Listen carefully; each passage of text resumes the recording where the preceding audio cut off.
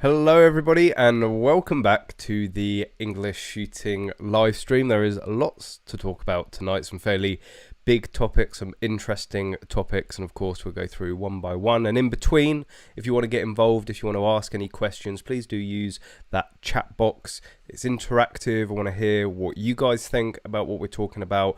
And again, if there's anything that you want to know about shooting sports in the UK, any thoughts about particular guns, ammo, or gear, then please fire away and I will do my best to answer any questions that you may have. But I hope you've all had a good couple of weeks. Of course, I did miss the last live stream for a very important reason. It's been a very busy weekend and a very hot weekend.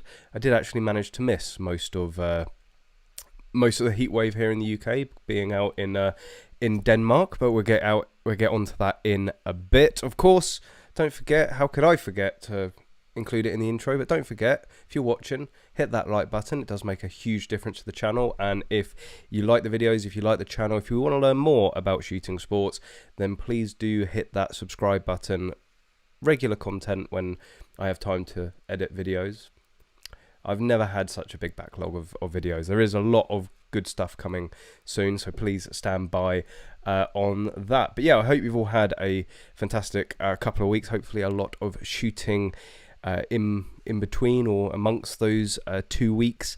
Yeah, part of the reason I wasn't able to do the stream last week was actually because of a IPSC level 3 mini rifle match. The first one held at Yevley. We'll talk a little bit about that. Not the best match that I've shot in a while, although I didn't get DQ'd, so there's that progress, I guess. But of course, one of the main topics is this continued lack of performance from the firearms licensing departments across the country, and we are now seeing tangible evidence and stats showing that this is having quite a drastic effect on the industry as a whole. We're going to be talking about the firearm safety consultation. This is something that has been ongoing for, I think, a year or two now, probably even longer than that. The full results of that consultation has been released in terms of the amount of respondents, the percentage of people that responded, how people answered the consultation, and also what the government is going to do. Spoiler, there's going to be more restrictions, so we'll get on to that, and we really have no one else to blame but ourselves for the restrictions that are going to come in. So before you all start whining, I'm going to have a little rant about that later. We're going to be talking a little bit about the Conservative Leader Challenge, or the leadership contest that's going on. Obviously it's been narrowed down to Rishi and Truss, and we're going to take a little look at who, purely from a shooting sports context, is going to be better for being a leader. Of course, if you are a Conservative Party member, you can play a hand in that and play a part in deciding who's going to be the leader, and perhaps who's going to be most beneficial for shooting sports is going to sway which way you're gonna vote. We're going to talk a little bit about the Yevley level 3, and we're also going to be talking a little bit about Denmark. There's quite a few layers to talking about Denmark, from a legal perspective, from a recent events perspective, and also the Nordic Rifle Championships, which we were out covering over the weekend. Absolutely incredible. So I'm going to take a little look at that. So the main topic, talking about firearms licensing and their failures. Not my words, but actually Basque's words. They are getting pretty punchy when it comes to firearms licensing these days, and this was all spawned not only by this article but also recent statistics that have been released over on the amount of certificates that are currently in circulation, and basically a year-by-year comparison. So this is the article from Basque. Firearms licensing failures are impeding the shooting sector, and this is having an effect on multiple different levels. If you have anything to do with shooting sports that require a certificate, or you sell to people that require certificates, this is going to be having, or it is having, an impact on the whole industry. And talking with people within the industry, talking to fairly big names within the industry in terms of distributors and wholesalers, the whole industry at the moment is seeing a downturn. I'm not going to say that it's purely down to this, but we certainly can't write off how big an effect this is currently having, and it's costing the industry a lot of money, and it's costing people's ability to be able to go out and do the sport. So what are these continued failures? Well, it simply comes down to prioritizing resources. Now, again, it's a multifaceted problem of firearms licensing at the moment. Of course, we had COVID, they pretty much shut down, and it's big news at the moment. We know that within the public sector, there's been issues of getting people back into the office, back doing the job at 100%. A lot of people still working from home, not up to capacity. But then in amongst that, we had Plymouth, we had the Keyham shooting, which triggered an avalanche of firearms licensing going back and pretty much reviewing every single application, every single grant, every single renewal, and obviously taking a lot of resources away from their main job, which is giving out certificates, obviously to those who are fit and proper and of good character and meet the relevant criteria for being a fit person. They're saying there are 18 police forces that are taking more than 100 days to turn around applications. Now, that sounds quite a lot. In my experience, it is unfortunately how long's a piece of string in terms of which county is going to take what time. Hampshire consistently, with my experience with them, was always 3 to 6 months for a shotgun certificate or a firearm certificate. There were times in which I was aware they did it a lot quicker. There were times where I was aware they took a lot longer. 100 days doesn't, if I'm going to be completely honest, it doesn't seem that bad in the scheme of things. But what we are seeing is the previous really high performing police forces and firearms licensing departments that would be able to turn around an application in 4 weeks, 8 weeks, so on and so forth. They are now taking more than 100 days. So it's not just the firearms licensing departments that were or used to be slow. It's that a lot of them seem to be grinding more to a halt. And the real big issue with this, and one of the biggest, I think, indicators of the lack of performance in firearms licensing and the failures for them to actually process applications, is in the decrease of certificate holders that we are seeing, which I'm going to go over to this nice little graph. You can see it does year on year fluctuate. We saw a little bit of a decrease, a little bit of an increase, increase, decrease, increase. But this is by far the single biggest decrease over the last 10 years. And this is quite worrying. It's a significant factor as well. Going back to the Basque, I think they said a total reduction of 47,000 certificate holders. So in the scheme of it, I think the total, previously it was 586,000, and now we've lost nearly 10%. That's quite a drastic reduction overall. Having sort of 8-10% just wiped off, you've got to think in terms of the industry, in terms of the spend, people going out there, range memberships, buying ammo, buying guns, going on courses, all of this, it completely damages the industry as a whole. And it's not even just losing shooters, it's the new shooters. Of course, I think it's fair to say that new shooters in their first 6 months, or in the first year, tend to spend more money than any other shooter, because they're buying everything for the first time. They're buying their safes, they're buying their first batches of ammunition.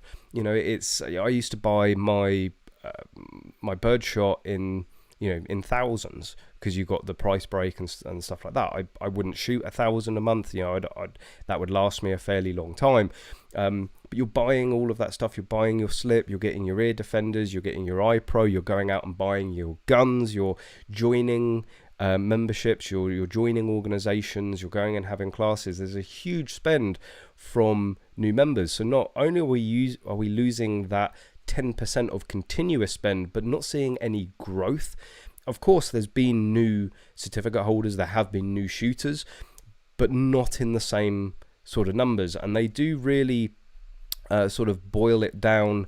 There's a lot of statistics. It might take me a second to be able to find it. I'll bring up the screen so you're not just looking at me. But it goes on through all the applications, weapons, firearms, not weapons, certificate holders. Where are all the new applications? There's like interesting breakdowns as well. It's quite an in-depth page. I'm probably going to make a separate video. I know, don't laugh. I'll make a separate video on this, and I will really get into the nitty-gritty. But it does break down. You can see obviously how much of a male-dominated sport that this is, but also the distribution throughout age. Really interesting stuff. Of course, the biggest age group seems to be 50 to 64. Drilling down through previous years, it would be interesting to see what these sorts of numbers are doing in the lower end, in the lower ages, see if there's any increase on that.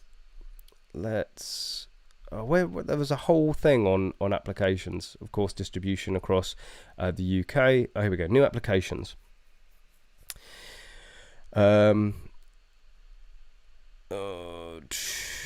Okay, it doesn't give you the previous years, so that's just fucking useless. Great, thank you. That's not comparable at all. I'm sure I can go and find. This is why it'd be probably better to do it in a little bit more preparedness during a full video. But 6,000 new applications for a firearm certificate. Do they have shotgun certificates? 15,000. So there's still a good amount of people coming into the sport, but we're losing so many, and so many are being prohibited from actually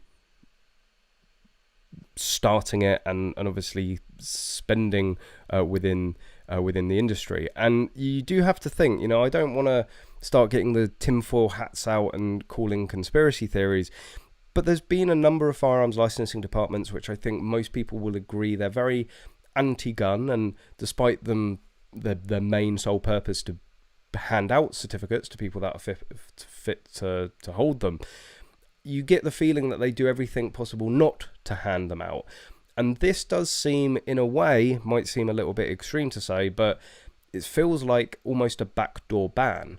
Well, hang on a minute, if we can't legislate our way out of people holding on owning guns legally, why don't we just sort of dial down the firearms licensing department's ability to actually hand out the certificates, and we will see a slow and steady decline in the numbers, because there's a number of people out there that would have given up, that would have put it on pause and gone, well, hang on a minute. Firstly, they're not accepting applications. Well, how many people then didn't wait for them to reopen and thought, stuff this, I'm going to take up football or rugby or knitting?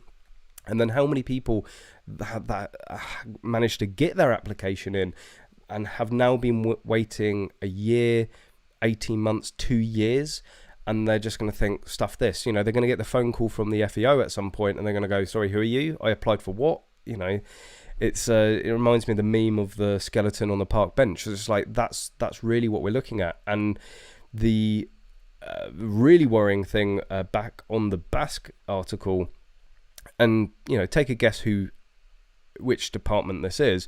One applicant was recently told a certificate would take 2.5 years to be granted.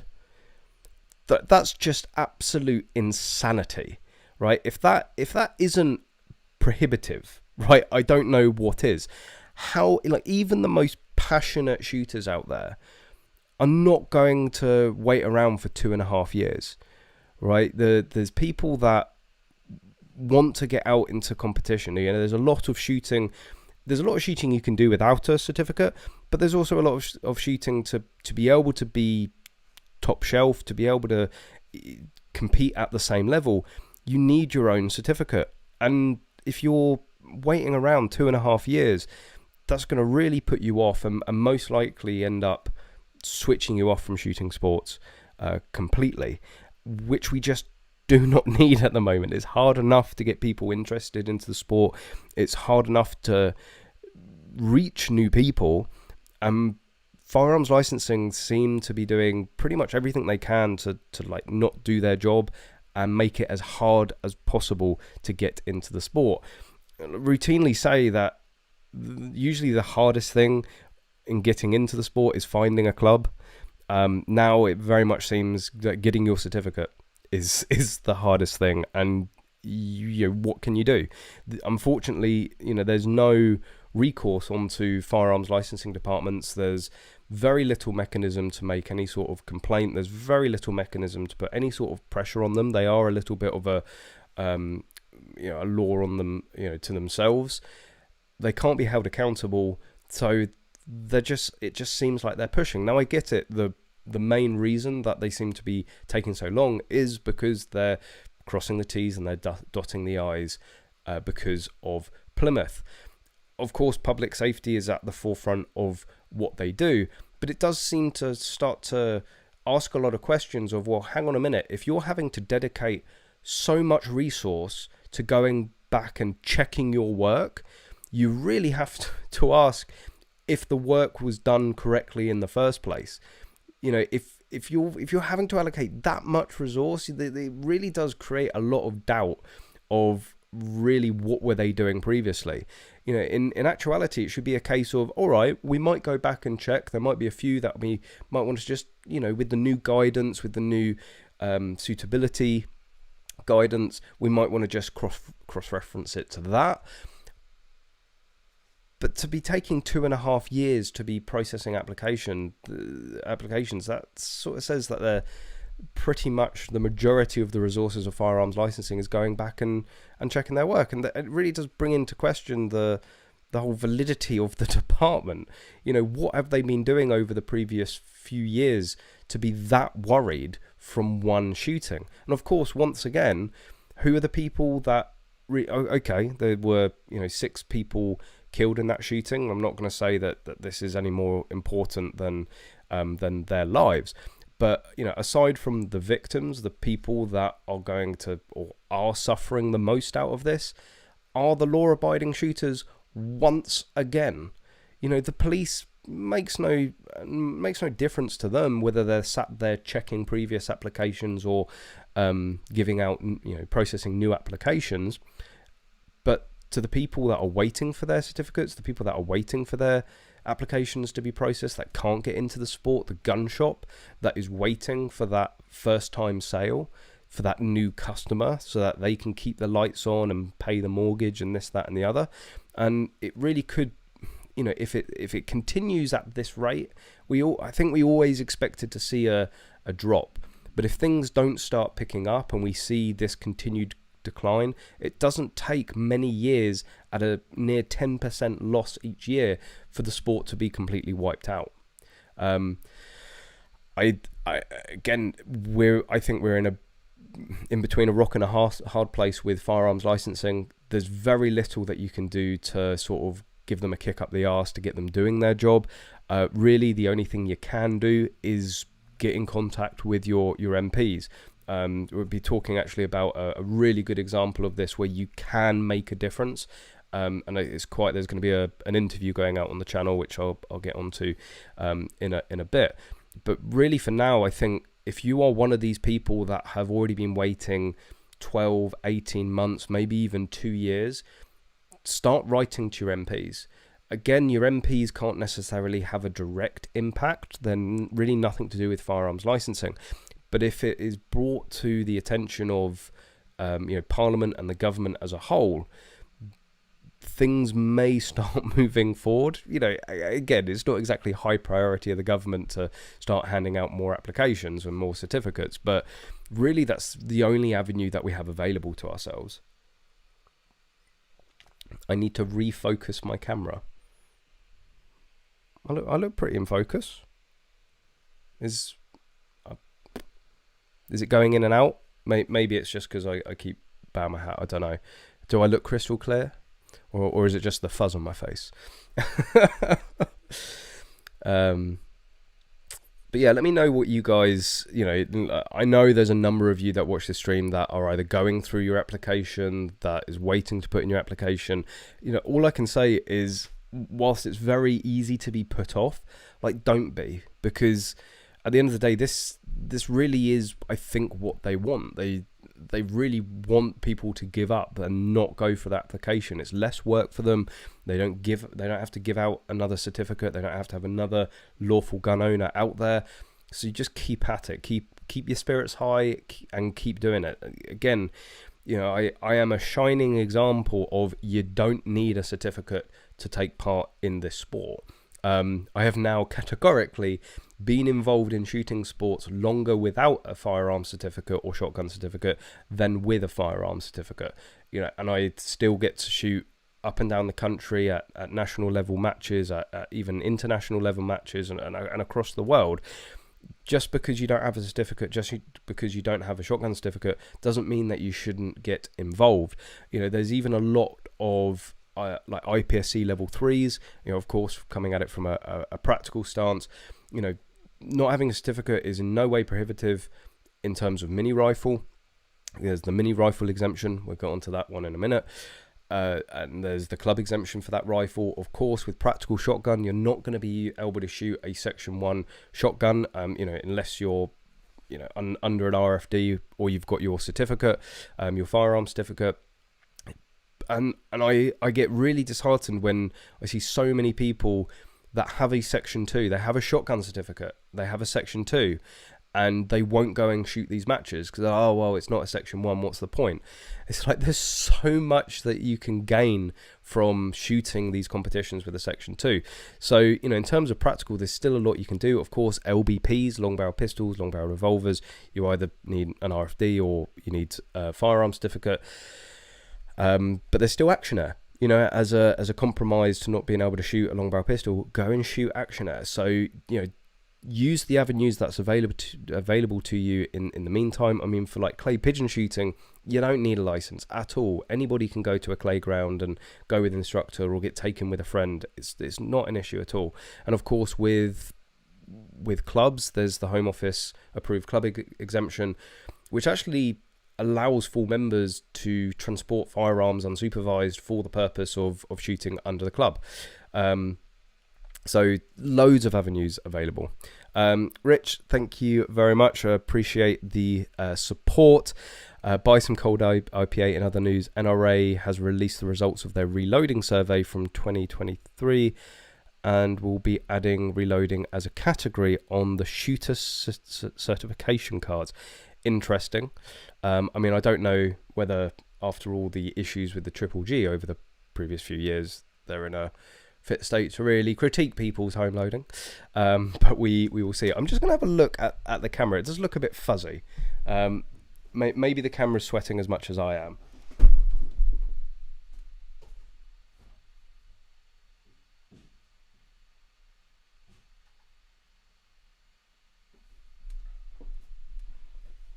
No, autofocus was definitely on, and I don't know if you managed to see it as I stood up, but I'm loving this. One of my American t-shirt purchases. So yeah, let's see what you guys are saying. Of course, guys, if you're watching, thanks for joining. If you're enjoying what you're watching, hit that like button. Make sure you're subscribed. Cooler evening, guys. Oh yes, I want it to get cooler. Trust me, driving home from Gatwick, an hour and a half drive in 40-degree heat in a car with no aircon. Yeah, I was a little bit wet. Not in that way.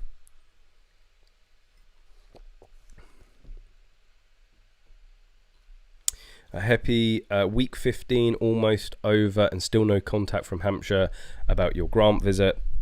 In terms of a quick update on mine, it's now been 2.5 months, coming on nearly 3 months since my interview, and I've not heard a thing. you know, this, and I just thought it was because they don't like me. But obviously, you know, Happy, you've been waiting a very long time. There's a lot of people that have been waiting an incredible amount of time, and they just get told, nope, just keep waiting, just keep waiting. It's like fucking Dory. Gary, my initial section 2 took 9 months. My application was straightforward. Signed medical declaration, provided with my application. No criminal record for me, and no co-resident queries. Lancashire. It will be really interesting to see the Basque table. Basque does a performance table of all the different counties and how long they've taken over a year. You know, the average time over a year period. We knew COVID was going to have an impact, but it is now just silly. Yeah, I think they really have just run out of excuses of why they are taking this long. You know, we're talking nearly a year since the Keyham shooting. Like it is worrying. Like if you're somebody like myself that believes in the licensing system, and you know it's there for a reason. If they're really that worried that they haven't done their job correctly, or it's, you know, if they haven't been able to find worrying applications in the year that they've had since the shooting, like it's almost like, well, just get on with it now. Like if you haven't found anybody that's concerned you in the past year, then you're probably not.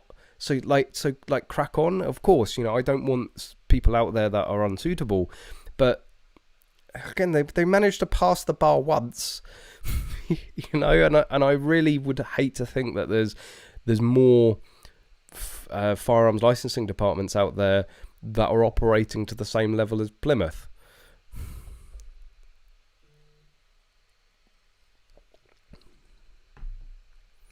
Handmade props. I've been waiting since March 2022 for your certificate. I was told there will be a stakeholder meeting in July. Oh, that's what I'm waiting for at the moment, is the what do they call it? The management meeting. So every application gets put forward in a management meeting. The firearms licensing department will then say sort of yay or nay. Then it gets passed to the chief of police. So even once, I should be notified when my pack gets put onto the chief of police desk, or it's about to be put on the chief of police desk. But then how long is it going to take the chief of police to then look at the application and give the yay or nay? John Hewitt, my application was submitted over 8 months ago. Knowing their workload, don't expect anything in the near future. David Kiddle, thanks Dave for joining us always. Met have a few new FEOs. One is demanding shooters do a clay safety course. I did have somebody contact, I can't remember if it was via email, via messenger. If you have emailed or messaged over the past couple of weeks, I'm sorry, I'm trying to catch up and get back to people. But I was made aware that there was somebody who they've got a UK PSA long gun safety certificate and competition license, right? Just being a member of the UK PSA is enough to justify having a Section 1 shotgun, right? But he's even gone one step further, and he's got the competition license, and the FEO is still saying he's not happy. Like, I literally don't know what more you could do.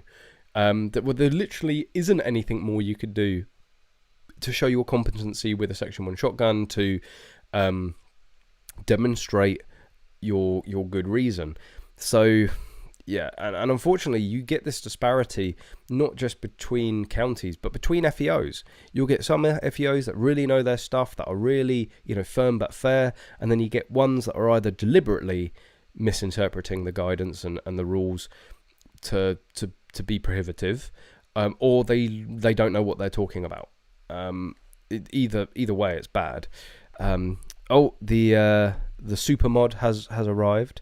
Just woken from a nap. Our mod. Why are you napping? It's 8:30 on a Thursday. You know there's a stream. Don't be napping. And anyway, who naps at like 8:30 at night? Like that's called going to sleep. That's not a nap. You don't have a nap past, like, I don't know, 5 o'clock. That's just going to bed early.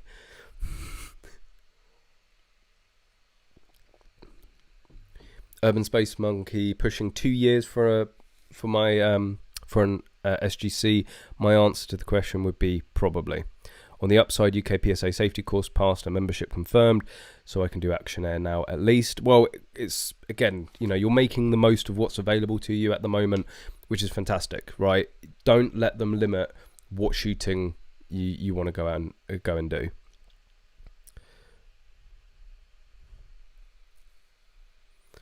You look tired, bud. I am. I'm real fucking tired, if I'm going to be completely honest. Focus is fixed, but more peaked at the chair. This isn't a professional setup. Can you make out my face? That's all you need to be able to do. You don't even need to do that. Like, can you hear me? I'm sure there's some of you sat there in front of your big screens, gazing lovingly into my eyes. But you don't need to see me. I don't know. I should just turn this into a podcast. You wouldn't see how fucking sweaty I am and tired. So yeah, part of the reason I will skip another big bit of news, which is going to have an effect in many different aspects of shooting, is the firearm safety consultation. But I'm going to skip straight to why I've been a little busy over the past week. So there was the first British Championship, Mini Rifle Championship, held at Yevley. Fantastic range, real close to what you would see out in America in terms of the bays and the facilities that they have. Full on lunch for the ROs and people that were there on the Friday, but we sort of lost track of the weeks and the days, and it got to Thursday afternoon, and it was like, right, we should make some plans about going up to Yevley tomorrow. So originally we were meant to shoot this match on the Saturday, and then we got asked and invited to go out to Denmark to film the Nordic IPSC Rifle Championship. So we're like, yep. And there's many reasons that we wanted to go and do that, not just to promote the match, but there's also a lot of political elements out in Denmark with their laws. Get onto that in a sec. So we switched to shooting Yevley on the Friday. Thursday realised that to get up to be there at 8:30, we would need to leave Firearm at 3:30 in the morning. And that's not optimum for match performance. Getting up at 3:30 in the morning, driving 3 hours, and then competing in a 12-stage match, not peak performance material right there. So we decided last minute to drive up Thursday evening, stayed in a hotel, and then shot the match on the Friday. Now, the match was absolutely incredible. For their first level 3, I think it really sort of sets the bar of what clubs should be aiming for their first level 3s. Really well run, really nice stages. I don't have any of the footage approved yet. Yevley does require for all video footage to be approved before it goes out on social media. I will cut that together and that will go out at some point. But yeah, the stages are incredible. Really like my favorite types of stage, just speed. It was an absolute speed match. A lot of people said it was very close to being like a pistol match, but very dynamic. A lot of the sort of explode off the line, stop, take targets on the move. Loads of challenging targets as well. They had clamshells, activators, swingers, this, that, and the other. So really nice match. Just unfortunately, the trusty mag-loaded battle arms didn't seem to like the Sun or Yevley or the match or me. I don't know.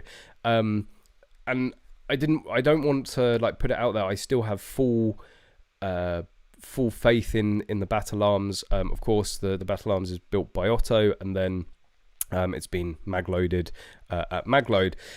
But of course, these guns we're not just using for competition. Like usually your competition gun, you're using it for practice or competition, right? And you need to keep it in top tip condition. But we're using our guns for testing, right? And of course, the big thing at the moment is that we're continuously testing the new magazines that will be coming out at some point, I promise. But we're putting thousands of rounds through these guns, and we're abusing them. And that's not something you should normally do with your competition rifle. And like, the gun has run absolutely flawlessly up until this match. Now, you know, Connors has a pretty good idea about what's going on. He's going to have a little bit of a play with it. Failing that, you know, I've already been given the invite to send it back to Otto, and then Otto will do it. And this is why I say, you know, go for Cotswold Classic Arms, get a battle arms, because even if something does happen with it, even if it's your fault or it's just wear and tear and nothing to do with the build, you know, Otto would do absolutely everything possible to get it back up and running and get it running flawlessly again. But it obviously was incredibly frustrating to me. The gun, you know, has not put a foot wrong, but the issue I was having was it was clicking. And we suspect that the bolt wasn't going fully into battery. The initial thoughts are something to do with the Betamax adapter. So, you know, the first shot on the first stage, pulled the gun up for a popper, and it was like, you got to open the door, shoot a popper, and then move. And I went to take the shot, and I knew it was on target. I knew it would have been a hit. Click. But I've already started moving, and it's like, well, hang on a minute. It didn't hit the, like, nothing happened. Right, have a look at the, like, rack it, new round in, bring the gun back up and take the shot. So that lost me a fair amount of time. And then throughout the rest of the competition, and I love these sorts of stages where you have rundowns and it's left and right and left and right. And I was taking targets on the move. But what kept happening, and I mean, this happened probably 3 or 4 times through the match, is I'd be, you know, taking a target on the move, click. Well, now I've got to stop, you know, completely deplete all momentum, stop, back up, re-engage the target, and get going again. And for a match that was pretty much all about speed, losing big chunks of time, having to rack out, you know, effectively dud rounds to back up and re-engage targets. And, you know, I don't usually get flustered, like, mentally in matches. I'm pretty headstrong in that department, but it does start to play on your mind. You know, it's like, I was on the you know, in the safety area, stripping down the guns, putting in, you know, new components, trying to find if there was something that I could fix. And then, you know, your mind's on that rather than looking at the stage, rather than focusing. So it was disappointing. Certainly should have done a lot better. I mean, my own performance, you know, I certainly wasn't happy, you know, moving the gun issues out of the way. I wasn't happy with my performance overall, but it certainly would have been, you know, top 10, if not top 5, if the gun had worked. So, yeah, just got to put it down to experience. I don't know what I could have done differently. We were down the range on the Wednesday beforehand. Gun was running like a dream. First shot of the first stage of the match, just click. But that's part of it. You know, that's part and parcel of the sport that we do. But there will still be it's not, unfortunately, not going to be a full video unless I can ask a certain outdoor Technica very, very nicely. But I've just got myself and Connor's stages, so I'm thinking of doing what I did previously with Yevely and just putting our match runs. Maybe do a side-by-side, maybe do a breakdown if you guys would be interested in that. So yeah, spent the whole day Friday doing that match. Straight back from Yevely, and Yevely's like North Birmingham, 3-hour drive. We got home, I think, about 11:30, 12 o'clock at night, and then it was up at 3:30 the next day to head to Gatwick, and we flew out to the it's the Danish Rifle Open, or the Nordic Championships. It's a level 3 IPSC rifle match, and I mean, the range, the English name is the the Copenhagen Shooting Centre, but it's the Copenhagen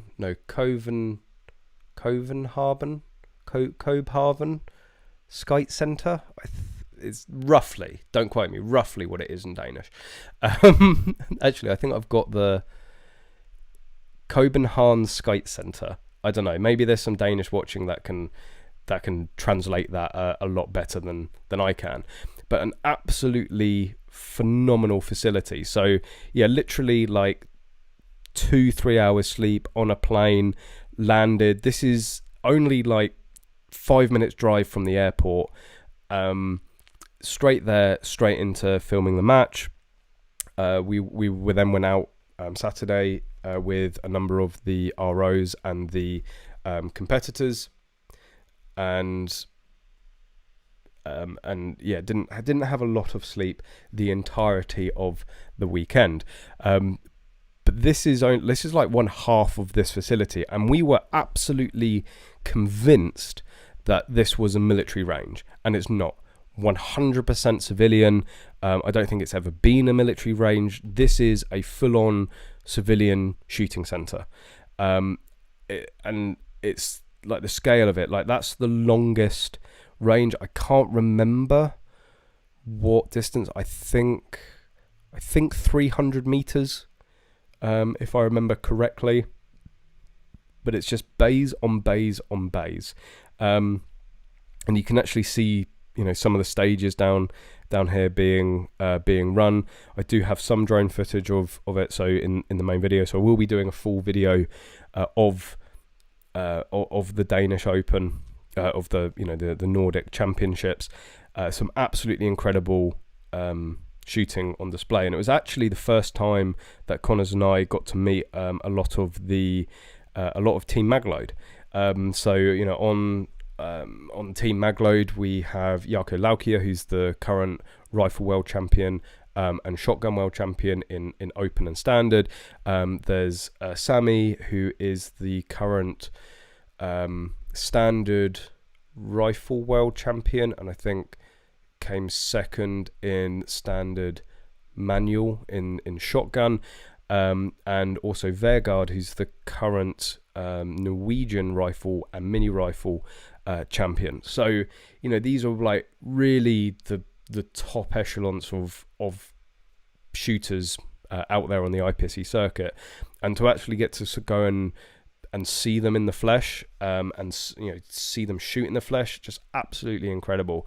I mean, there were these 300 meter poppers, and watching Sami shoot those, he was shooting them quicker than people with scopes. He shoots iron sights, and he was doing the stage quicker than people using like 10 powered optics. Absolutely incredible. But there's also another element of going out there, which is not just promoting the match, and you know, because I think this is the first time that they've held a rifle competition of this level in Denmark, but also because of Denmark's really funny laws. Like, you think that the UK sort of takes the biscuit for illogicality. So in Denmark, don't 100% quote me on this, I have already filmed a video while we were out there going into much more detail. I do need to fact check a few things. The law is very similar in Denmark to the UK. You have permits, effectively our licenses. You've got to go through an application process.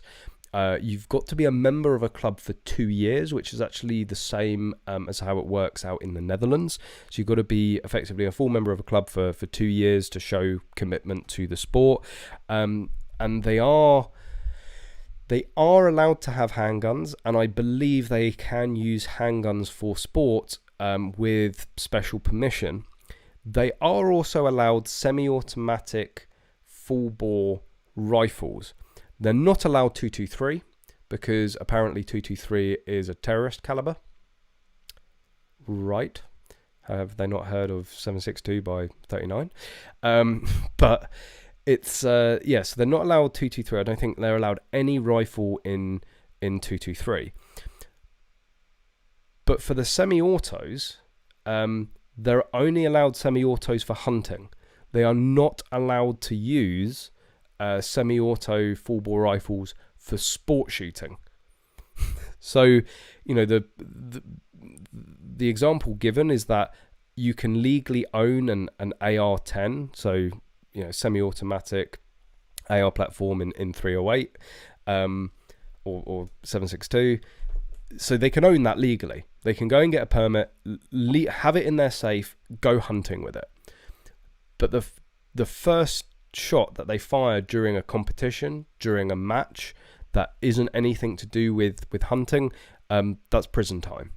So whilst Denmark was hosting the this Nordic Rifle Open or Nordic Rifle Championships, the Danes were not allowed to compete with semi-autos. So they were using manual, and there is, within IPSC, there's a number of rifle divisions. You've got sort of semi-auto, and then you have open, and you have standard. So magnified optics or iron sights, and then you can have, I think it's manual guns. So that's like side charges, pump actions, and again they have open, manual, and they have standard manual as well. So the Danes could compete within the manual classes, and this is where it gets even more bonkers. Not only do they legally own the guns, oh yeah, that's right, and then you also have a major and minor power factors, well, major and minor within rifle, because you get people shooting 308 or you get people shooting 223. So whilst that's still contained within your division, but it changes the score, I believe. So yeah, not only do the Danes own guns that they technically could use but legally can't, visitors from outside, so the Norwegians, the Swedes, the Finns, they can all come over with their legally owned 223 AR-15 semi-autos, and they can shoot the match in their country, but the Danes can't.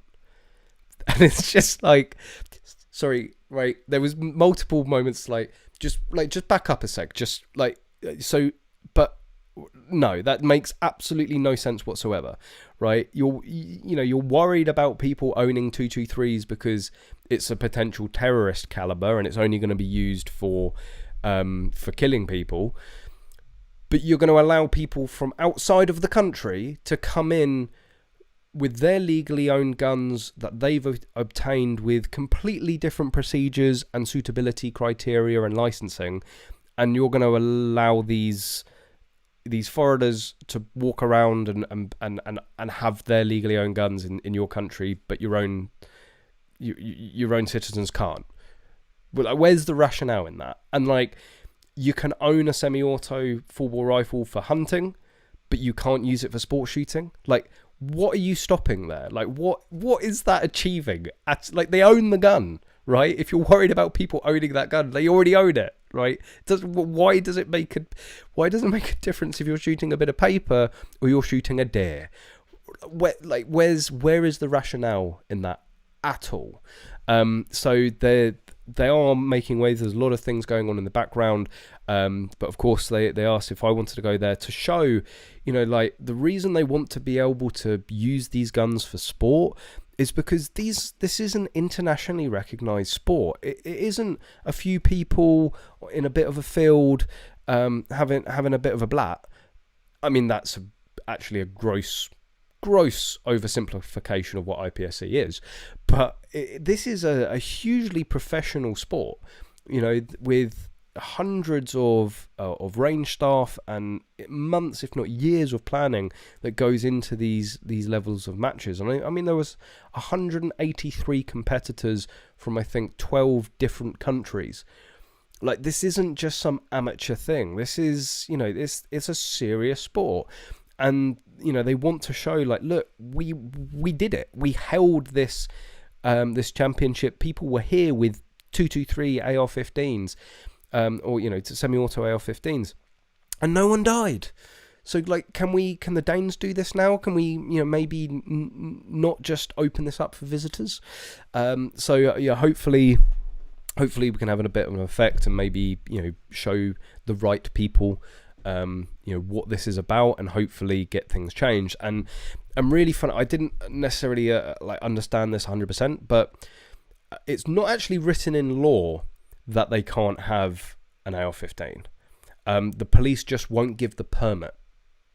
It's almost like UK's firearms licensing on steroids. You're like, yeah, but it's not illegal. You could write me the permit for it. No, we don't want to.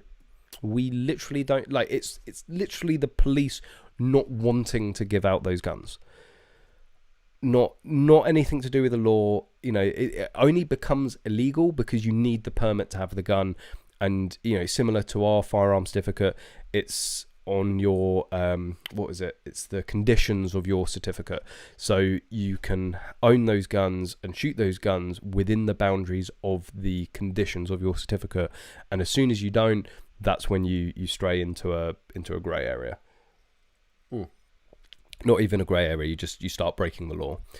So yeah, it was sort of in a way a shame that they put on such a good match with so many people putting on a great display, and the Danes, you know, were like, yeah, we wish we could. And it's like, I don't think they even have, well, certainly for sport, they're not even allowed 2.2s.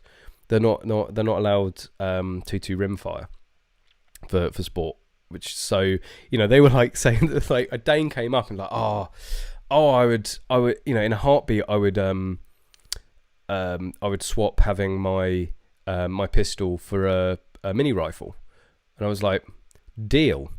Right? It's like, I was like, well, you know, we're used to having pistols. I want to shoot mini rifle. I'm a rifle shooter, not a pistol shooter. And I'm like, no, keep the handguns. Like, do not swap the handguns for mini rifles, right? Just trust me on this one. You will miss the handguns. Like, I wasn't even, you know, I'm not even old enough to remember when handguns were legal in the UK, and I miss them. So yeah, just really fascinating to see, like, the absolute lunacy of some of the laws, or not even some of the laws. It's not really the law of it. It's just the police's mentality out there to what they do and don't like, and how illogical it is. So yeah, moving away from that, but there will be a lot of media on the channel coming out very soon. I know I keep saying that, I sound like a fucking broken record, but we will, like, they, at the end of the day, we were out there to do it. I'm not going to just sit on the footage for months. I'm going to try and get that out as soon as possible. So the next, well, I'll have a quick look through the chat, see what you guys are talking about.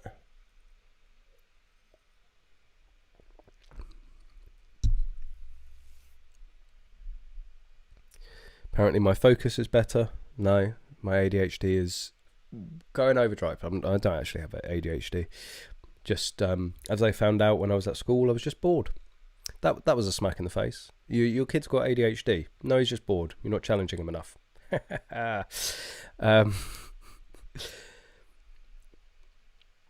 Alex Dale, Basques seem to show Cambridgeshire as the quickest in the country. Anyone here have experience with them? Personally, I don't. You have COVID, you donut. Not an excuse. Come on, it's just a cold. Crew, it's a nap if you're not in bed. Well, no, because, like, when you sleep on the sofa, that's not a nap. And I've been doing a lot of that recently. Like, fuck sleeping next to someone in this heat. Like, just, sofa is so much better. Andy Careless, did you know that Double Juice Range near Birmingham has closed due to all the staff having lead poisoning? Yes, I was made aware of this. I know the team there, like, very well. We went up there. There is a video coming out about the visit to Double Juice that might be postponed for a little bit. So went up there, and we've met them at various shows, and we went to the range to sort of see what they were all about and what they did. And then I did get sent an article. I've been meaning to reach out to the team and getting it from the horse's mouth, because, you know, I don't want to go out there and spread any misinformation about it. But I'll bring up the article. This is literally all I'm aware of. So the Double Juice firing range, it's been closed. I don't know if it's reopened yet. I don't know when, if it hasn't, when it will be reopened. But 9 staff have received hospital treatment for lead poisoning linked to their work in an indoor shooting range, the BBC has discovered. Really not good timing with everything that's going on with lead at the moment. But does seem, where was it? There were a couple of sort of nugget. There we go. Says that it is checking a recent change to ventilation at the building. So, you know, this is why I wanted to sort of hold fire on this and not really, you know, talk too much about it, because we don't know what's at play here, right? Is this a faulty bit of equipment? Is it a bit of equipment that's been installed incorrectly? Is it human error? Has somebody not turned on the ventilation? Was it not up to the job? And then if it's not, whose head is that on? So yeah, there could be an abundance of explanations to what's going on there. Obviously, the most important thing is that the team gets better, and that also the range does reopen. We need more ranges like that. They're not. The other thing is, like, I don't want that to start people going, oh, I'm not going into an indoor range. People have been shooting in indoor ranges for a very, very long time. I've never heard of a range, certainly in the UK, I've never heard of a range being closed down due to what seems to be an outbreak of lead poisoning. Indoor ranges are fairly safe. The most dangerous thing about an indoor range is when you're clearing the lead out. Now, in a commercial range, that's going to be done by the staff. The customers are not going to be out in the backstops clearing out all the lead. But then, even if that has something to do with it, maybe they were cleaning out the lead and, had a high exposure to it. Again, that's not inherently dangerous. Places like Phoenix up in Barnsley, they've been going for a few years now. They've cleaned out the backstops many times. Nobody's died or nobody's got lead poisoning. So there is something odd. It's certainly an outlier. I don't think this is normal for any intents and purposes. So I don't think anybody should worry about shooting in an indoor range. I'm positive that they will reopen. They're going to find what the issue was. They're going to fix it, and hopefully there's no lasting effects to the staff, and they get better. And it's just a little bit of a blip, because the last thing that we need as a community, as an industry as a whole, is to lose a gateway to the sport like Double Juice. They are introducing thousands of people a year to shooting sports. Whether or not they go on to get their certificates or join a club and shoot regularly, that's not the point. But people pulling triggers, people experiencing shooting, that's what we need, because that is the best education, and these ranges do that better than any club. I know there's a lot of clubs and club members and committee members of clubs that might take that on the chin a little bit, but there is no club in the UK that has the level of throughput that these ranges do. It's just not possible. So to lose one, to have one open or to close down, not good news overall. So yeah, I will reach out to them and see if they can comment a bit further, whether they're able to say whether they know anything now. But yeah, I was aware of it, but we'll have to see how that plays out. That's not a beard, 'tis merely stubble. I can grow a beard. This is by choice. This isn't like I've been desperately trying to grow a big fucking Santa beard for the last year. I just like looking as neat as possible. I know it doesn't look like that at the moment. Haven't had time to shave. Haven't really had time to sleep or do anything really over the last week. But I'm glad it's showing. Thanks, Dan. Put the bolt in your prison pocket for safekeeping. Somebody's been watching too much Donut Operator.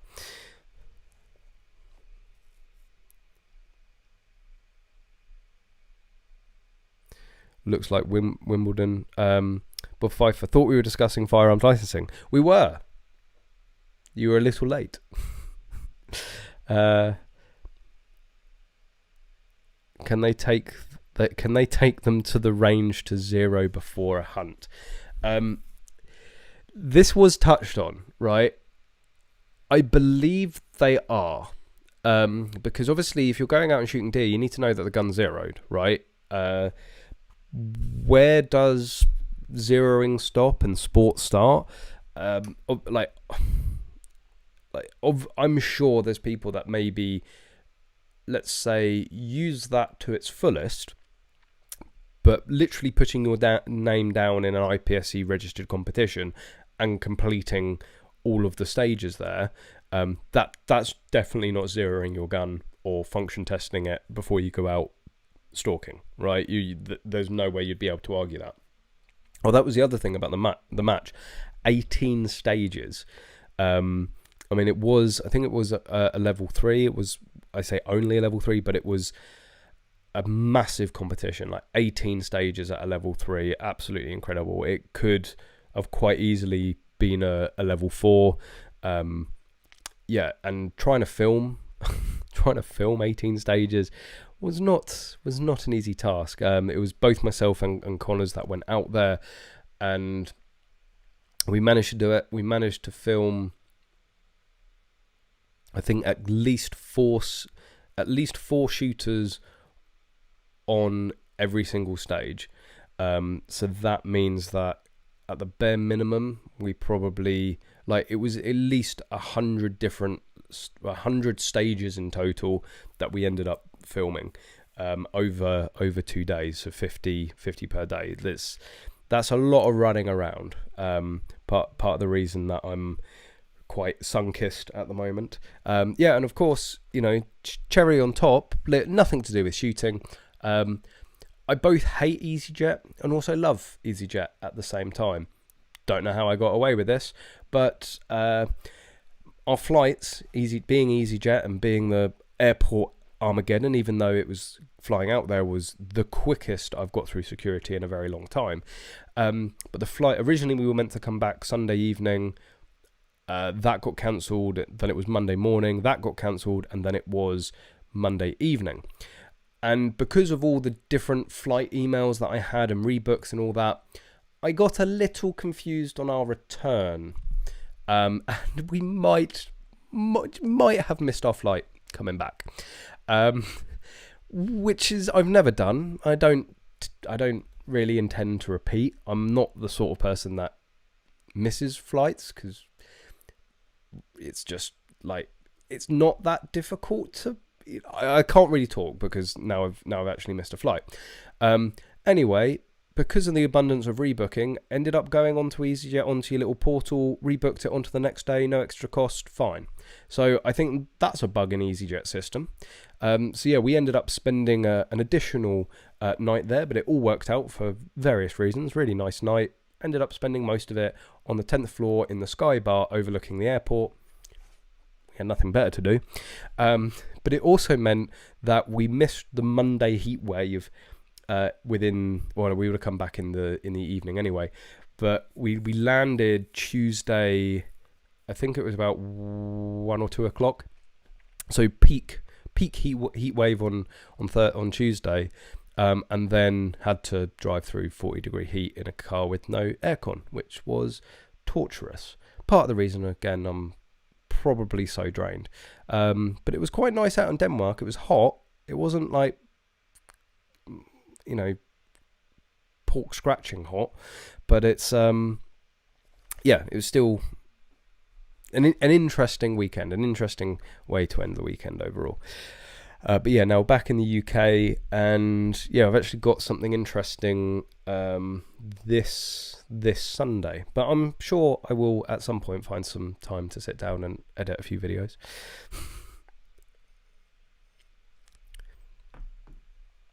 Aaron T, when do you think things will get back to normal and licensing process speeds up? Unfortunately, how long's a piece of string? From everything that I understand, they should be back up and running at full speed now. there's no reason they shouldn't. Like, I understand it's for public safety, they want to go back and check everything. They've had a year. They should have been reopened at least 3 months quicker than most the ones that shut down. Than they actually did. That was ridiculous. The shutdown for COVID. It was like, well, hang on a minute. Like, literally, you have the Prime Minister telling everybody to get back to work and go back to the office and get on with it and live with it. And firearms licensings are like, no, we're going to take a couple of more months. What justification do you have for doing that? Right? It's not about control the spread anymore, right? Or over flooding GPs, because there's private companies. If you're that worried about flooding GPs in vaccinations and stuff like that, just tell people to use MedCert. Tell people to use Shotgun Medical, right? That's not a good reason. So that obviously went on for far longer than I think was justified. And then this whole thing with Plymouth, it's just like, well, you've had a year, right? If things are really that bad, then you've got a lot more to answer for, in my opinion. So in terms of when things are going to start speeding up, I don't know. We should be back to full pelt right now. There's no reason we shouldn't. So we just have to see where that goes.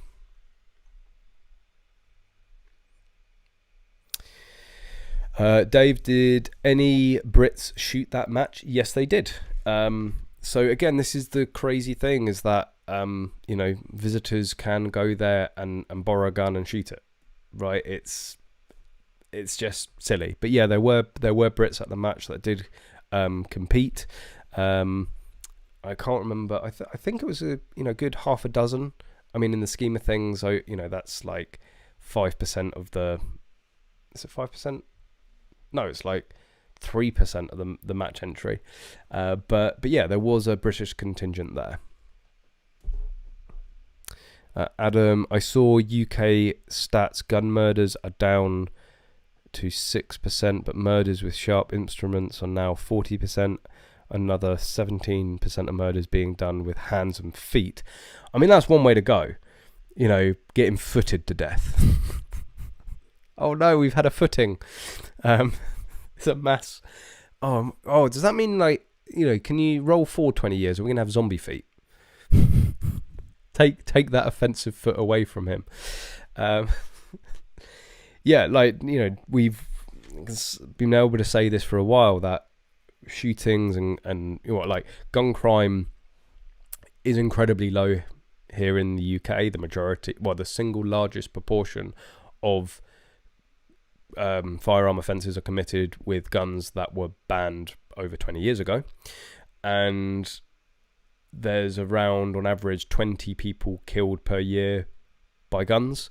The outright majority, I mean, like 90% of those are committed with illegal firearms. So yeah, we know that lawfully held guns do not statistically cause an issue for the greater public. So the next big news is the firearm safety consultation. Prepare yourselves. A rant is coming, and I'm going to get it out of the way first, and then we can talk into the nitty gritty about what's going to happen with this. So I would say, you should all know about the firearm safety consultation. Evidently, a lot of the shooting community here in the UK either didn't know about it or didn't care. I'm not gonna. It was a while ago, and I can't actually remember. I will look back. I can't remember the sort of push that the organisations gave. I'm gonna go out there and say that they probably didn't give it the push that they should have, because that's sort of history would dictate that's what the organisations don't do. But yes, the firearm safety consultation, and if for those that don't remember or need a refresher, this covered 4 different areas. there was ammunition components, looking into whether more components of ammunitions needed to be certificated or restricted in some way. Air guns, whether the laws around air guns needed changing, so in terms of who, like the age at which you can be unsupervised with a gun, also whether air gun licensing needed to come into play here within England and Wales, or just England. Oh, excuse me, I am tired. And there was also the high muzzle energy, so basically high muzzle energy, and basically 50 cals. Of course, they weren't able to ban those under the Offensive Weapons Act, so they were going to try and find another way at maybe hindering them or stopping that sort of shooting completely. And then there was also the miniature rifle exemption, and whether changes needed to be made from those. And they put out a consultation. They asked for people to have their voices heard, to have, to vote on things, and to actually give their opinion. And to be fair, they have pretty much gone with what people have said. Like, what people were saying they were in favour for, they've done. What they've said they weren't in favour for, they haven't done, right? So, okay, it could just be a coincidence that what they were going to do anyway is what people have agreed with, agreed with or disagreed with.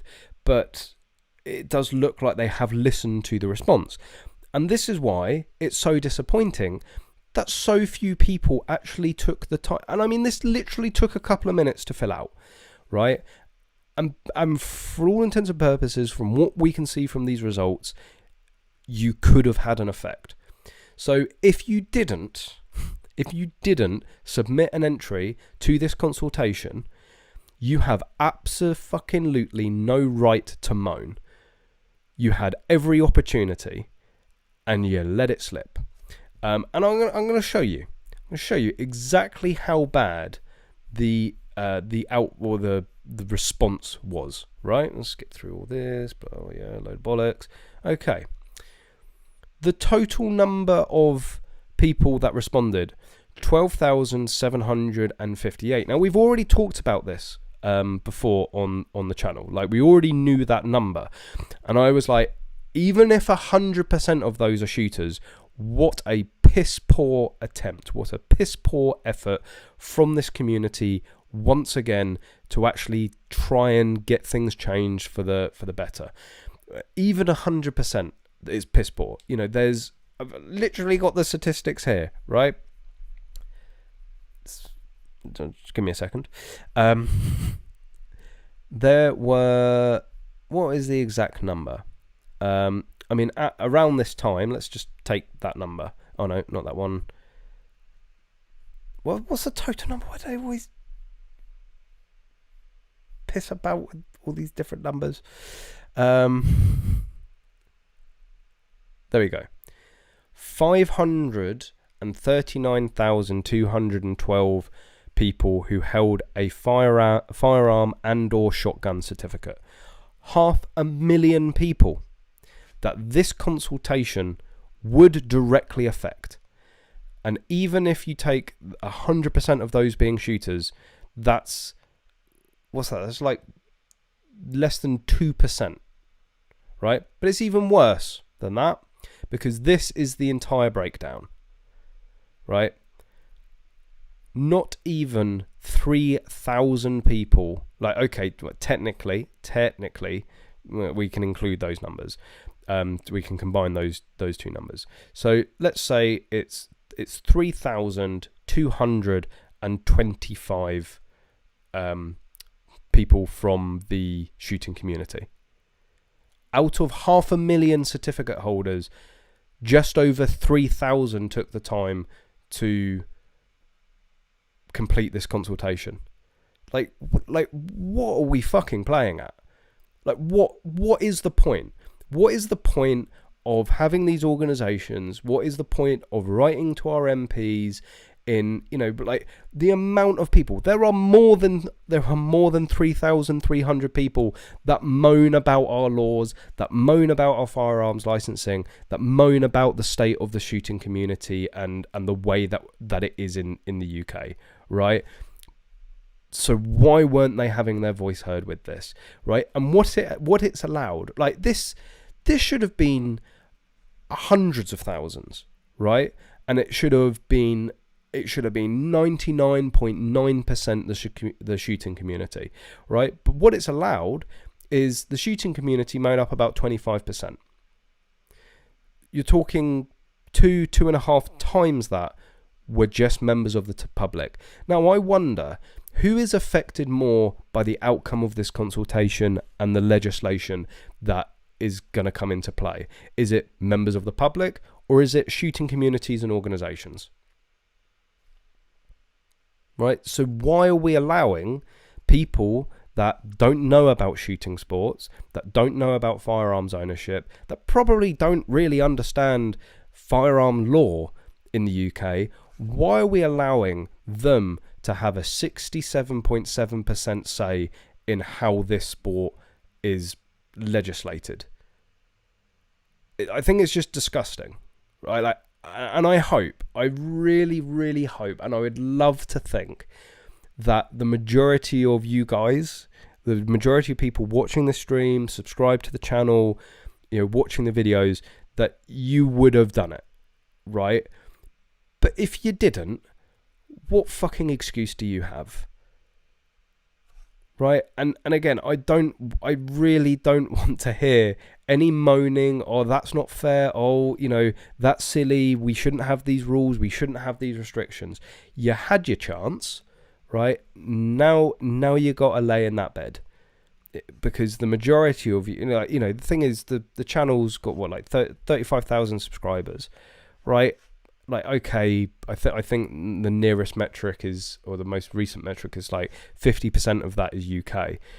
But it does pain me that when I break it down, like there should have been, you know, like I made videos on this, right? I shouted about this, posted about it on Facebook, made videos about it. Like there should at least be like 15,000 people from this channel that went on there and voted. Like, why? Like, why do we do this to ourselves? Anyway, that's the rant over. You can go to your bed now, you naughty little boys. Oh, I think Daniel just got hard. So what is going to happen, right? So, like, fuck it, we had our chance, we missed it. What is now going to happen? Well, they've got a huge breakdown of you know, the responses and what they're going to do. I want to do a proper video of this, because I'm going to be moaning and ranting about this for a while. So I'll let it out through loads of videos. So yeah, you can see the full response, how people voted and how that steered their thinking. But what's actually going to happen? There's a lot of gumph. Let's just get down to it. Where is it? Impact conclusions. Luckily, they've put it in bold in terms of just the highlight. So in terms of HME, in terms of high muzzle energy rifles, which I think they declare as something like anything over 13,500 joules. The government intends using Section 53 of the Firearms Act 1968 to mandate level 3 security for HME rifles through a change to the firearms rules. So I believe level 3 is the same security level and requirements as Section 5. I might be wrong on that. Again, I need to do a little research and find out exactly what level 3 security is, but they're upping the stakes, right? If you own a 50 cal, if you own an HME rifle, I'm sure your security is already pretty good, but if it's not up to level 3, you are going to have to get it up to level 3 for you to continue owning those or storing those rifles. Now, what I could see a lot of people doing is actually leaving it with the club, leaving it with an RFD that already has that. So then it's not a huge initial upfront cost.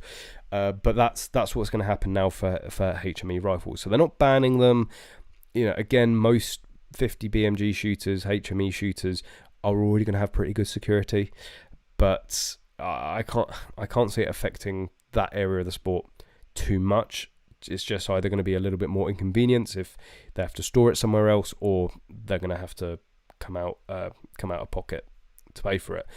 So air weapons, one of the big things, well, first of all, was licensing. But this was, I think it was in the discussion of this for the consultation, that the government actually came out pretty much straight off the bat and said, yeah, like licensing doesn't work. Licensing doesn't work for air guns. Basically look at Scotland, and we don't have any intention of licensing. But let's look at if there's anything that we can do with guns. And one of the things was to actually stop the unsupervised possession of 13 to 17-year-olds, I think it was. Having carefully considered the response received, the government intends to proceed with these two proposals on clarifying reasonable precautions and on working with the industry to improve safety and security. So this is what is going to come into play. Basically, all air guns are going to be supplied with locks. So basically, you know, like I remember when I got the Smith & Wesson 1522, it came with that cheap little red trigger lock or sort of breech lock, and yeah, that's not going to necessarily have a huge impact.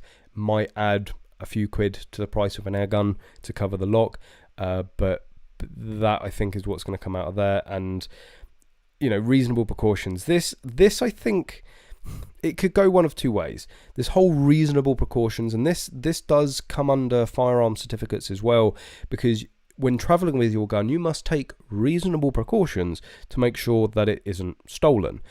The issue is, like, what is reasonable precaution? What somebody might think is reasonable, somebody else might not. And it's one of those things that you end up in court and the jury think that you weren't being reasonable when most other people, you know, maybe in the shooting community think you were, well, you're still going to prison. So actually having reasonable precautions defined in what measures you should take to keep firearms or air guns out of reach, at least we know the state of play. At least we know what you should or shouldn't be doing, and there's no interpretation there. But where it could obviously go is that they end up saying that reasonable is having to have a wall-mounted safe and your keys have to be kept in a safety security box 20 miles away from your home. So we could see that going one or two ways. I'm sure it's not necessarily going to be easier than it already is. And yes, they're going to give out locks. But yeah, this was the big one. On balance, the government has decided not to proceed with the amendment to remove the age 14 to 17 exemption for air weapons because of the very high level of opposition to this measure, with 80% of those who responded to the public consultation being opposed to this introduction. Now, this actually really surprises me, bearing in mind that, as we've already been through, like 60% of it was just members of the public, people that probably didn't really have a huge interest in shooting and probably would, on average, lean on the maybe anti-gun side of things. For 80% of those people to come out and say no, 14 to 17-year-olds should be able to have the exemptions still is, excuse the pun, but I really think as a community we have dodged a bullet on this one. This could have gone very, very differently. And the reason air guns are so important to the sport is because the majority of us started shooting with air guns, right? We talk about it a lot. The outright majority of shooters out there started on an air gun, and it really is a gateway to the sport. It's most people's first guns that they shoot. It's most people's first guns that they own. So to really prohibit and to really sort of strangle the younger generation, their access and ability to go out there and shoot would be massively damaging to the sport as a whole. So I really don't know how. I think we've been incredibly lucky there, but this was really the big point, and really what a lot of the organisations and clubs were worried would come into effect, but it's not. Thankfully, it's not. And miniature rifle ranges. Now, this is a bit of a funny one. So I'll come out of that for a second. So for those of you that don't know, Section 11.4 of the Firearms Act, the miniature rifle range exemption, pretty much says anybody during the course of running a miniature rifle range, or a mini rifle range, can acquire, possess, or purchase a rifle not exceeding .23 caliber. And whilst the not exceeding .23 caliber was always meant to mean 2.2 rimfire, the way the law is written, it says anybody running a mini rifle range can go and buy any rifle up to .23 caliber without a certificate, without any checks, without any balances. Now, I'm not going to get into the quite wide and maybe fierce debate of should we have licensing, should we have firearms licensing departments, should there be any prohibition or restriction on the ownership of firearms, because that's just like, we have that in the UK. We have firearms licensing, we have certificates, we have checks and balances. That is the state of play. So to have an exemption that completely bypasses all of that is just utter madness in my mind. Again, I'm sure there's lots of people going, well, brilliant, because you then don't need a license, you then don't need a certificate. It's fantastic. But then why do we then have the certificates? Strictest gun laws in the world. It's always the tagline that our politician, the government, uses. We have the strictest laws in the world. And then we have, oh no, actually you can just go out there and buy a gun. Like with no checks and balances. Now, in actuality, like there's not many firearms dealers that would sell you a gun under the mini rifle exemption. They legally can, but like they're not stupid, right? They're going to usually be able to tell the chances from the actual mini rifle range owners. The big issue with this exemption, though, is that there is no definition of what a miniature rifle range is. So anybody at any point, like if you've got a back garden, even a front garden, you can say that's a mini rifle range. So anybody can effectively qualify, go into a gun shop and say, I run a mini rifle range, and walk out there with as many rifles up to .23 caliber, as much ammunition up to .23 caliber, without a certificate, without a license, without any police checks. So, this was one of the sort of trickier ones for me, that actually on the face of it, as we have certificates, as we have firearms licensing, as we have these checks and balances, it does seem crazy to have an avenue that anybody can just go and effectively exploit for nefarious purposes. And we've seen that. We've seen that with the full metal jacket ranges. And whilst they don't have really anything to do with the shooting community as a whole, by far and wide here in the UK, their negative press reflects negatively on all of us, right? So you can't tell the press, no, that's nothing to do with actual safe, law-abiding shooting, because by all intents and purposes, it was law-abiding, right? It's like they obtained those guns legally. They were, for all intents and purposes, legally held guns. And anything that then happens badly with illegally held guns will affect all of the legal gun owners in the UK. And I just don't think it's sensible allowing that avenue, allowing those sorts of people to be able to effectively spoil it for all of us. So they were going to look into the miniature rifle exemption, and they are going to change. The government intends to proceed with the proposed change to the Firearms Act 1968 so that the miniature rifle range exemption is limited to 2.2 rimfire weapons. Firearms are not weapons, they're firearms, all right? And so this might,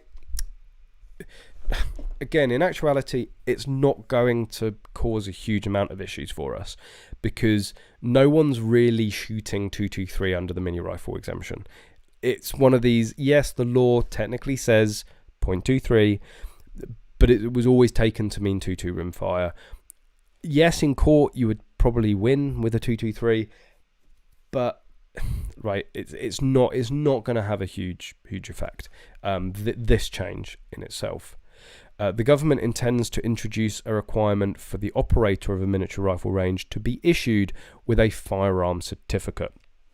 So this is where they're sort of closing that bypass. They are saying that, no, the miniature rifle exemption will still exist for people to be able to shoot. So, and this is really what it was never, the miniature rifle exemption wasn't really about the ownership of firearms. It was about the availability to shoot and train with firearms. So that's still all remaining. So anybody who is not a prohibited person will be able to use a miniature rifle exemptions to shoot a mini rifle without a firearm certificate, without being a member of a club, without it being a club guest day.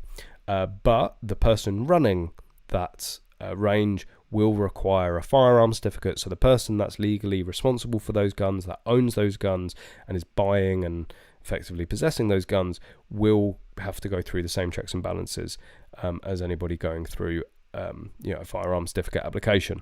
I don't think you can necessarily argue that. I think, if we're going to accept that we've got firearm certificates running a mini rifle range, I don't think it's too big to ask for you to have a firearm certificate as well. And also the majority, I think every single commercial mini rifle range, of course you have like Cubs and Scouts and Air Cadets, they're probably going to be affected more because the leaders are going to have to get a firearm certificate now, whereas previously they didn't need to. But in terms of the commercial ranges, it won't affect them at all, because places like Phoenix, Double Deuce, and the like, they already have RFDs. They're already registered firearms dealers. It's about, they're going to be concerned about the use of the guns and the public's ability to come in and shoot without any paperwork, effectively, apart from signing a Section 21 declaration. So yeah, apart from the Scouts, people are going to have to go and get a firearm certificate, which normally wouldn't be an issue, but obviously with the current failures of firearms licensing, a little bit more challenging than usual. Considering that the future arrangements for miniature rifle ranges will incorporate controls to ensure proper supervision and a safe environment, the government does not intend at this stage to remove the ability for self-loading firearms to be used. So it's sort of worrying that they're talking about that, self-loading firearms, and yeah. The fact that they're on the trail of self-loading firearms makes me a little bit nervous, but sort of nothing changing there. Ammunition. This is probably the biggest one overall, in terms of how it could affect the community, widespread. Like, everyone will pretty much be affected by this. Certainly if you're home loading. Ammunition. Obviously, if you're in shooting sports, you're going to need you're going to need ammunition. But this will mainly affect reloaders.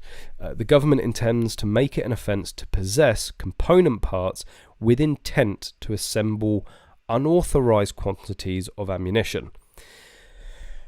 And this is like, we don't really have a lot more information about this at the moment, in terms of exactly what will. I will digest a little bit more and see if I can find out a little bit more. But is that going to be all component parts? Is that so?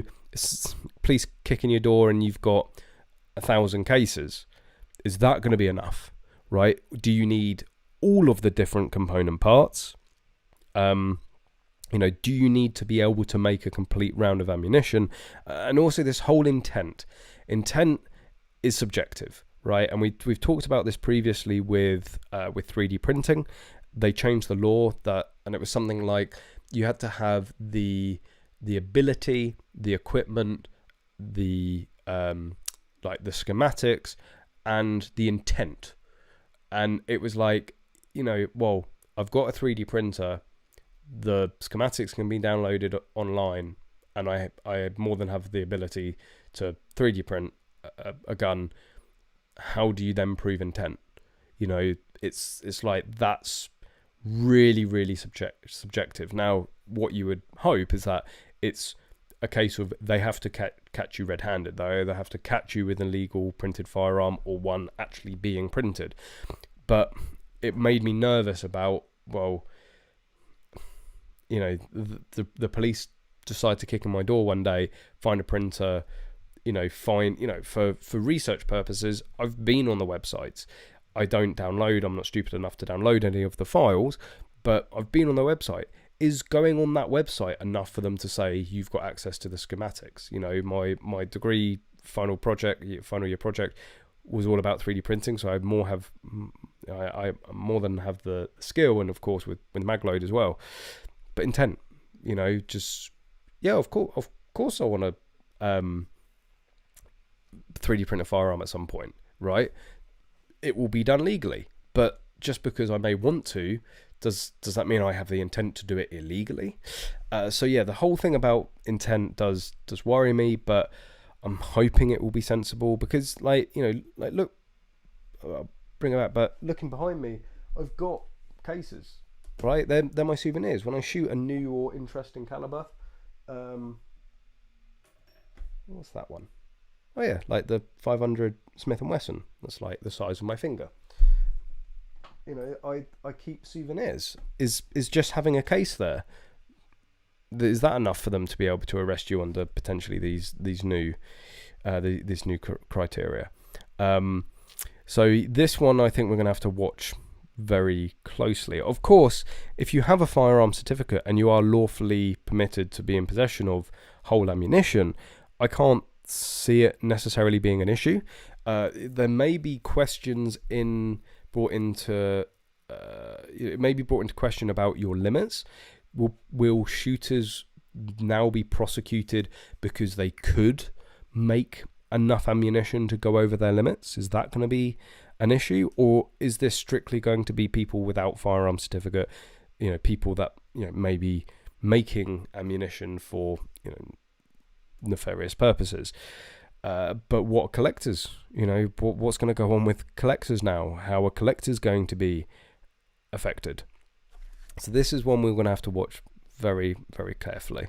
And that's it. So literally the biggest effect. There isn't that much. There isn't really that much to it. Although the offence will be drafted in a balanced way to meet the clear concerns that it should not impact adversely on the. It should not impact adversely. Not that it should not impact. Adversely. Again, define adversely. On the legitimate home loading of ammunition or other legitimate uses. While possession of all components would go towards proving criminal intent, we think making this a necessary condition of prosecution could be further exploited by criminals seeking a loophole. Okay, so that gives you a big fucking clue.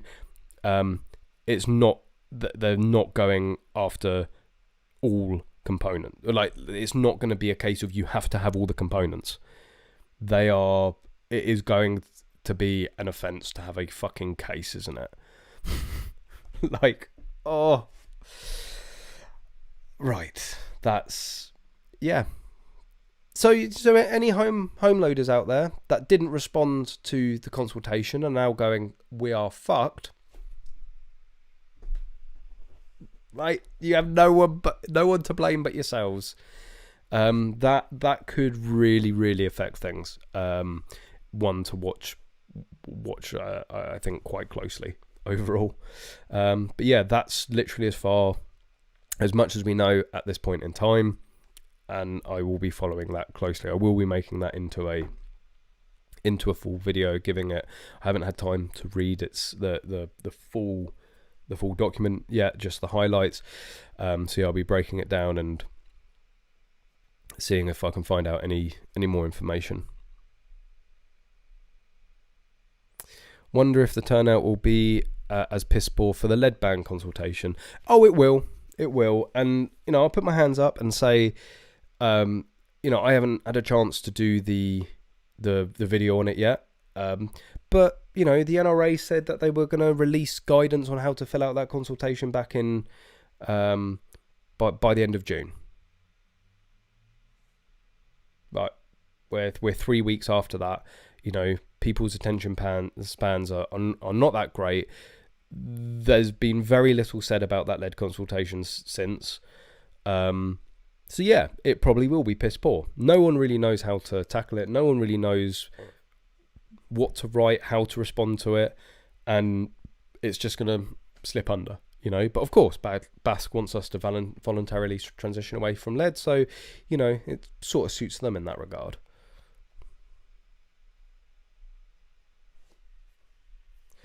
Adam King, hey bud, probably a silly question. I'm a newbie. Once you get your section 1, doesn't FEO have to come and check each time you get a new rifle safe installed? Yes, they should at the very least be told about it. Now, like the absolutely official guidance is yes. Tell your FEO that you've got a new safe and ask them to come out and inspect it, and don't use the safe until it has been inspected, because that covers your ass completely. Once the FEO has said yes, that is good to use, you put your guns in there. If anything then happens, you'd be like, my security was your security cannot be brought into a question because your FEO has signed it off. In the real world, and I'm really not saying this is what people should do, but this is what people do, right? And we all know, like, once you've been, maybe not for a newbie, like I really wouldn't, if you've never had a safe inspected, if you've never had a visit from an FEO, if you've never talked about security, then I really wouldn't risk using a safe that hasn't been approved. But I've installed a safe a few times now. I know to the standards of what it needs to be, and it would be on my risk that if I installed another safe and I used it and someone broke in and the guns went off, when it got stolen, I would then have to explain to the FEO, like, I fucked up, right? I didn't install the safe correctly. They were able to rip it off the wall. This, that, and the other. So it's just a question of if you want to take that risk. Now, I would say absolutely do not. In reality, installing a safe to the same standard as everything else and using it, the chances of something going wrong are incredibly low. And most FEOs, and I've been aware of this, a few times, is like if the FEO knows you, they know you're a competent person, they know you know what you're doing. You phone them up and go, look, I've just installed another safe. Are you happy for me to start using it? And they're just going to go, is it bolted? Is it secure? Yep, go for it. But the official line is they need to come in and inspect it. So I would talk to your FEO. If you're in desperate need, if you're cramming everything in and you phone them up and go, look, I've just installed another safe, need you to come out and install it, inspect it. And they go, sure, no worries. I'll fit you in next month. So you go, I really need to start using it. Are you okay with me using it until then? Right? And get it in writing afterwards. As long as your FEO says use it, whether they've seen it or not, you are then covered. But yeah, you know, in the real world, people start using their safes, their new safes before they've been inspected, because they know it's to the same standard and they know what they're doing. But that's not the advice I would take away from it. Mark, with regards to members of the public, I know of 6 who responded as prompt by myself. As such, they would have responded in a favourable light with regards to shooting. Yeah, I mean, I'm not saying that every just general member of the public is anti-gun, but most people, you know, if they're going to take a stance without knowing it, the stance is usually, oh, you know, guns should be banned. Guns are bad, right?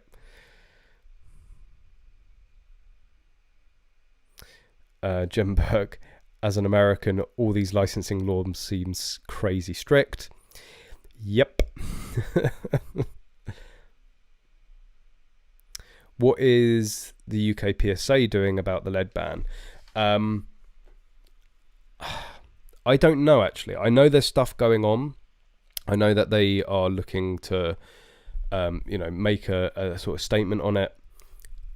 I would like, you know, maybe some advice from the UK PSA about how to answer these questions. But, you know, the UK PSA is a voluntary organisation. It's run by volunteers. It's not like an NRA or a BASC or Countryside Alliance where they have paid members of staff to do this sort of stuff.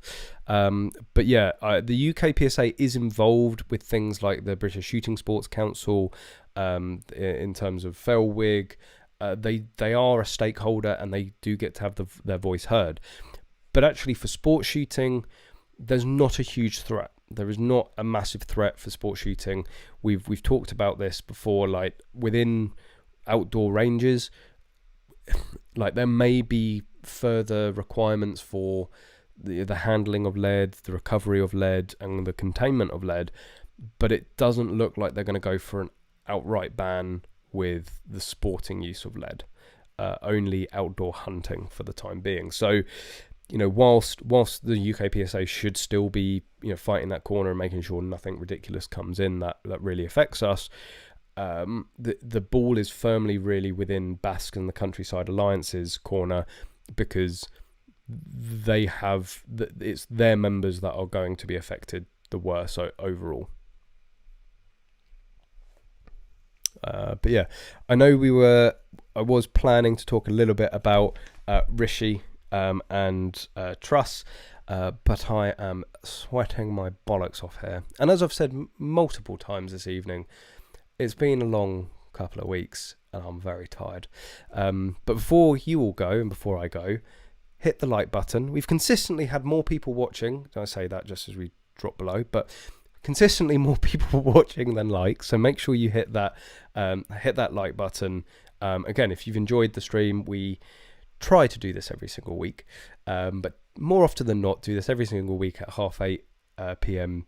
UK time. So if you've enjoyed it, then please do subscribe. But yes, on that sweaty, tired note, there is a threat to all shooting. Stockholm Syndrome. I would go and look. Yeah, there is a general all threat with the lead, right? But I would go and read their report on it as it stands at the moment. I mean, Dan, you didn't. That was fine. For fucking hell, COVID's got him swinging that banhammer, something mad. Anyway. I don't think there is as big a threat to sport shooting outdoors as there is to hunting outdoors when it comes to lead.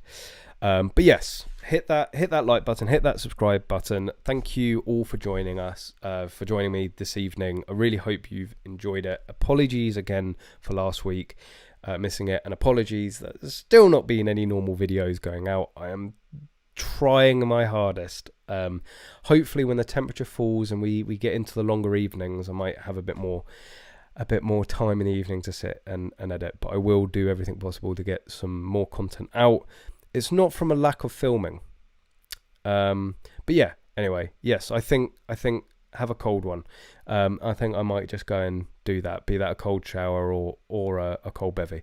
But yeah, I hope you all have a fantastic week ahead. I hope you get lots of shooting in this weekend. Of course, we will try next week to do the live stream again, 8 p.m. UK time. But have a fantastic week. Thanks again, everybody. Hope you've enjoyed it. And of course, as always, guys, hope to see you soon.